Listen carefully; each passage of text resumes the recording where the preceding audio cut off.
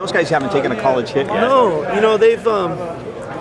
You think about those guys; they played so much football throughout high school, and then they get here and they're on kind of scout team, and you can get into a comfort zone, a false sense of reality of what the game is actually like. And they're both really athletic, gifted guys. They're both big guys. And I wanted to give them a chance to run with the football to show what they could do. We saw a little bit from Siler. Unfortunately, we couldn't get as many opportunities for Jeff to run the ball. But I thought just in general it was good to get them to understand the actual true speed of the game and the decision-making, how quick it has to come. So I thought that aspect of it was good, and it was good for our defense to actually have to tackle the quarterbacks and make those plays. What do you tell the defense about hitting the quarterback? Well, when they're in their purple jerseys, we're live, and they understood it. And there was part of them were cheering, and part of them was like, oh man, now we got to tackle these big guys, but they did a good job. What's going on with Bishop? He's just sore. Maybe they asked that. What do you see out of the backup quarterbacks right now? Well, I think that like I was saying earlier, we put them in their purple jerseys there for the last session to be live, to really assess some game-like, speed and their decision-making. I think that Siler has shown a great deal of consistency now for a week or two now. It's unfortunate he threw the one interception there late. Marcus made a nice play on the ball. But I liked seeing him running the ball a little bit, sticking his nose in there, got his lip bloodied up, had to keep fighting and competing, and finished off there at the end with the touchdown pass to Kendall. So with Jeff and Troy, they're both physically gifted guys in their own ways. Jeff is a big guy, really powerful arm. Troy a little bit more quicker, elusive, very quick release. It's just getting them comfortable. They're not, in their play, it doesn't exhibit quite yet a consistency factor from a comfort level within the scheme. So we got to keep pushing them and keep putting them out there. But that's part of being a young quarterback, and some guys learn it a little quicker than others. What I appreciated about all those guys is every day they come to work, and their willingness to work with Marcus, to study and to prepare and trying really hard. And I appreciate that about them. Fair to say that Siler's number 2 guy right now? I don't have to make that decision right now. That's the beauty of it.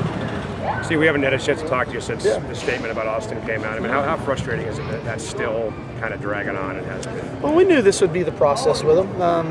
That's why we tried to stay ahead of it from the very beginning. I think to Austin's credit, so far he's continually doing the things that we've asked him to do, so that when we deem the appropriate time, he can earn himself back on our roster. But he's a good kid who made a bad decision and made a mistake, and he's learned from it. He's obviously going to have to pay the price from it. Hopefully, the rest of our organization can learn from that mistake, and as well as others that make that mistake, and we can move forward. But I'm always one that's going to look for the positive in things, and I think Austin will be better for it. I think our team will be better for it off the field. I think we'll be better for it on the field. We're getting some valuable experience out of Michael Harvickson, Evan Hudson, and Josh Perkins right now. And when we get Austin back on board, when he earns himself back on this football team, he'll be hungry and ready to go. Steve, when you think about what the punishment is for something like that, how much are you concerned about not just Austin, but also the message it sends to these guys at the same time? Well, I think every situation is different. I have 105 sons on this team, and I know them. I know them on a very close and intimate level from that aspect of I see them every day. They're in my office every day, and I know of other mistakes that our guys make that you guys don't know about, and so. I know what the type of individual Austin is. I know what he means to our community. I know the great work he does in our community. I know the type of student he is. And so I don't think that this mistake by Austin is truly indicative of his character and his behavior, but he made a mistake. So different messages get sent in different ways. If it were other individuals on our team, the punishment could be harsher. So we'll figure it out. We'll get to a decision that we feel good about, that we think is fair to Austin, that's fair to our team, and fair to the University of Washington, and we'll move on.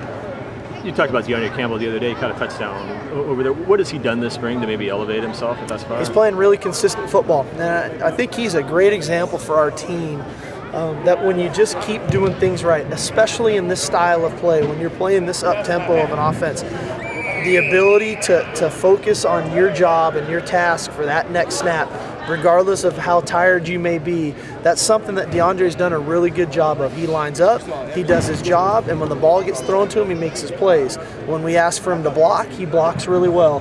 And the result of it is every time we turn on the film after practice, you notice number 19 with some big catches, some touchdowns, some key blocks to spring long runs, and that's why he has the role that he has on our roster right now, is his consistency to do things right.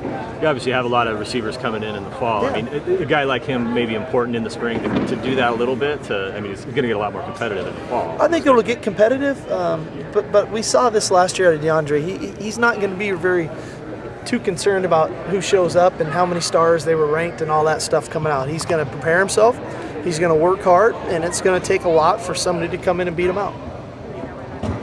Thought at all about the format for the game next week? I'm going to do that over tomorrow and then Monday. It's a tricky one, when you play at this pace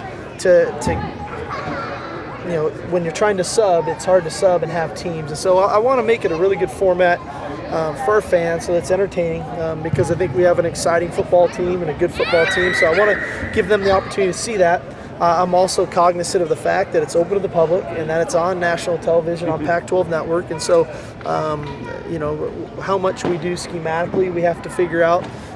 And then, how much we expose some of our players to live contact in a full football game. We didn't see, obviously, any of Bishop today. We knew it was going to be a live day. And so we'll figure all that out. But, again, I hope it's a great atmosphere at Memorial next Saturday, and we can put on a good show for our fans. Is Connor Cree having a pretty good spring? I think he's having a great spring. We've moved him positions a little bit. We moved him kind of from a stand-up rush end to more of a defensive tackle, hard-nosed defensive end type player. He's done a nice job in the weight room this offseason. He's put on more weight, and he's a tall, long guy, and that's what we're looking for. He's using his levers really well. He's striking offensive linemen. He's making plays for us, and I think when you look at all this, you see the value of redshirting a young man, having then he's a redshirt freshman. Now all of a sudden he's going into his redshirt sophomore year, and he's starting to show and starting to be a player for us. So I think he's a good example. Sometimes we look at our true freshman, we say, oh, he isn't what he was cracked up to be. Well, sometimes it takes guys a little longer to develop. And when they do, they can still end up having a really good career for 2-3 years down the road. And I think we're going to see that out of Connor. And, he and Kaysen came in together, and Kaysen's playing as a true freshman, starting making all those plays. Connor's redshirt, and well, now Connor's role on this team is of a real high importance to us of what we're doing defensively, and I'm happy for him.